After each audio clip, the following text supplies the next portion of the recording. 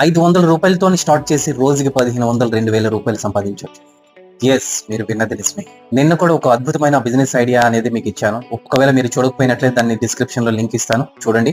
Summer business ideas లో రెండో idea ఇది. ఈ వేసవిలో ఈ చిన్న బిజినెస్ చేస్తే చాలు మీకు మంచి ప్రాఫిట్ అనేది వస్తుంది. వేసవి వచ్చిందంటే వేడి పెరుగుతుంది, అదే మనకి గోల్డెన్ ఛాన్స్. 500 రూపాయలతోని కట్ ఫ్రూట్ బిజినెస్ ని స్టార్ట్ చేయండి.